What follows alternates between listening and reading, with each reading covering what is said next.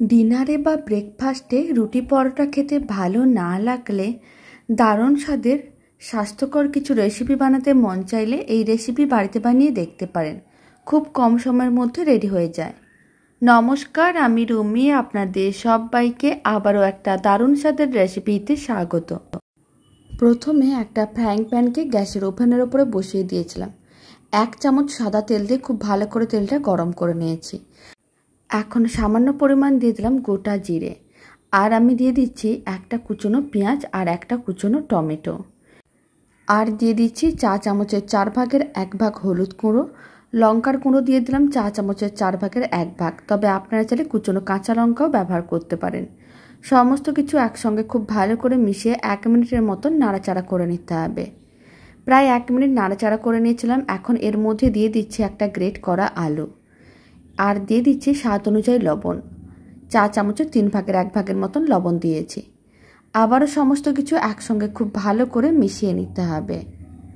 Medium ফ্লেমে আরও 2 মিনিটের মতন নাড়াচাড়া করে নিয়েছিলাম। সমস্ত কিছুই একটু ভাজা ভাজা হয়ে গেছে। এখন আমি দিয়ে দিচ্ছি 1 বাটি সুজি। এখানে 150 গ্রাম সুজি আছে। এবার সুজিগুলো খুব ভালো করে একসঙ্গে মিশিয়ে নিতে হবে। বাড়িতে রেসিপিটা বানিয়ে দেখতে পারেন। এর মধ্যে আপনারা আপনাদের পছন্দ মতন যে কোনো সবজি দিতে পারেন, খেতে বেশ ভালো লাগবে। 1 মিনিটের মতন নাড়াচাড়া করে ভেজে নিয়েছিলাম। এখন দিয়ে দিলাম বেশ কিছু পরিমাণ কুচনো ধনেপাতা, আর 1 বাটি সুজি নিয়েছিলাম, তাই আমি এখানে 1.5 কাপের মতন জল দিয়ে দিলাম, মানে 1.5 গুণ জল দিতে হবে। আর প্রথমে লো ফ্লেমে খুব ভালো করে মিশিয়ে নিতে হবে যাতে সুজিগুলো দলা না পাকিয়ে যায়। যখন খুব ভালো করে মেশানো হয়ে যাবে, মিডিয়াম টু হাই ফ্লেমে নাড়াচাড়া করে মিশ্রণটাকে ঘন করে নিতে হবে। প্রায় 5 মিনিটের মতন সময়ের প্রয়োজন পড়েছিল। মিশ্রণটাকে ঘন করে নিয়েছি, আর এরকম একটা ডোয়ে পরিণত হয়ে গেছে।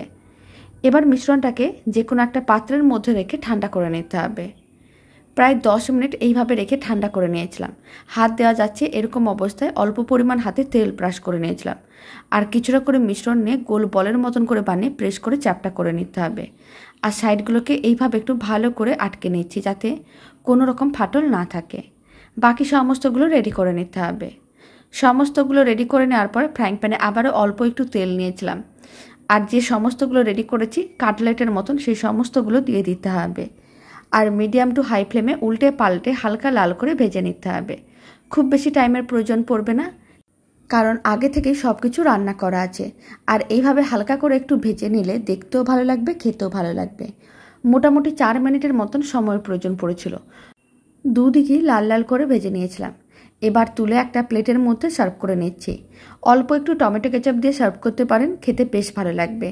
আর রেসিপিটা ভালো লেগে থাকলে আপনারা যদি ফেসবুক থেকে রেসিপিটা দেখছেন, পেজটিকে ফলো করে নেওয়ার অনুরোধ রইল। ইউটিউব থেকে দেখলে চ্যানেলটি সাবস্ক্রাইব করে নেওয়ার অনুরোধ রইল। তো চলুন, ভিডিওটা আমি এখানে শেষ করছি। আপনারা সবাই ভালো থাকবেন, সুস্থ থাকবেন। আপনাদের সঙ্গে আবার নতুন রেসিপি নিয়ে দেখা হচ্ছে।